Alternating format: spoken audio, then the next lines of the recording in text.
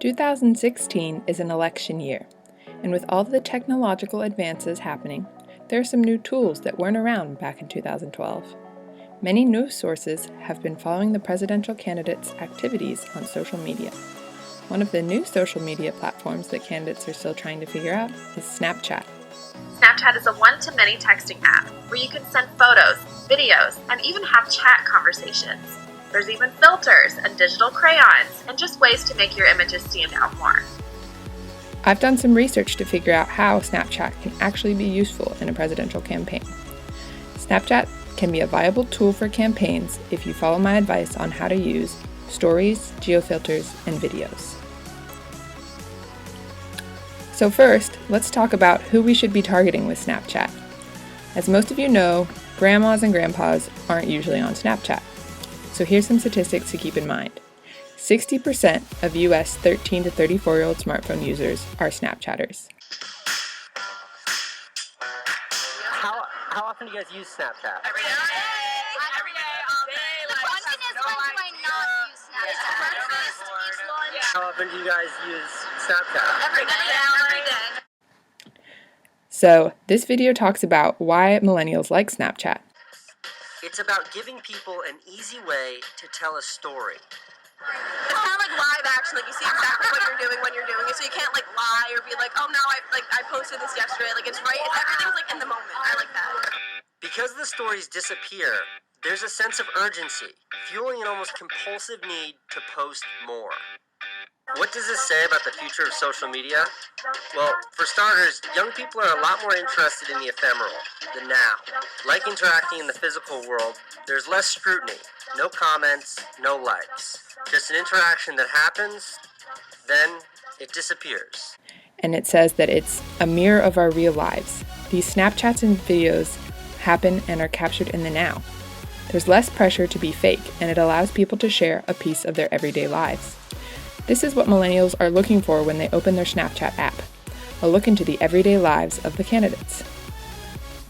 So the first feature that we should talk about is the story feature. Tell me about stories. Sure. All right. Well, I think how you can just make a Snapchat of your day throughout. You put it to your story, and you can just let your friends live your day with you. Stories are a daily log of pictures and quick videos. You can add as many of these snaps to your story as you want, but each lasts 24 hours, then it disappears. Snapchat also found that US 13 to 34-year-olds are 8 times more likely to view live stories on their Snapchat instead of on TV for similar events, like presidential debates. Bernie Sanders' Snapchat story is usually composed of crowds at rallies, surrogates pledging their allegiance, a line from a speech, Sanders saying hi to a crowd of overflow people, media interviews, and him getting on board a plane somewhere. The goal for this medium is to give followers an idea of what Bernie is like on the trail. That's what I want you to do when you're using your stories. Give your followers an inside look at the everyday life of your candidate. We want to know, what did they eat for breakfast? Or what are they wearing today? It's little things like that that really humanize your candidate. You can judge the effectiveness of content by the number of views and how many people screenshot it and what kind of media attention it gets. Now, let's talk about geofilters. Sanders' team likes to use geofilters. A geofilter is a mini ad that any user can put on top of their own photos, but it's only available in certain locations. This makes them useful for special events like primary elections or big speeches. They also allow for the audience to actively engage with you because the audience must choose to use your filter and share it with their friends. Some critics have knocked Snapchat for its lack of engagement. I think that geofilters provide the opportunity for audiences to engage with and share something about the campaign. Geofilters are akin to word-of-mouth endorsements, which are the most persuasive kind.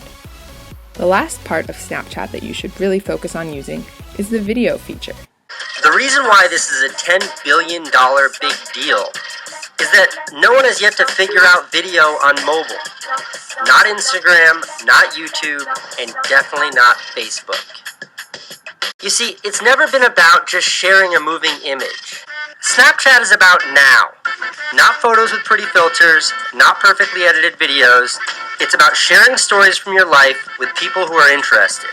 Snapchat is used to get a behind-the-scenes look that is different from Facebook or Twitter content. This strategy helps supporters feel invested in the campaign. Hillary Clinton's Snapchat is more thought out and less spontaneous than Bernie's. Her account feels more like a marketing spiel than a behind-the-scenes look.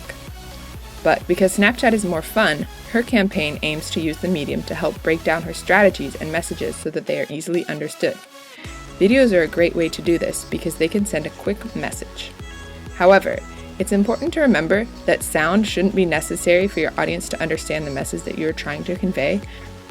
Many smartphone users often have their sound turned off, which would prevent them from hearing any audio components.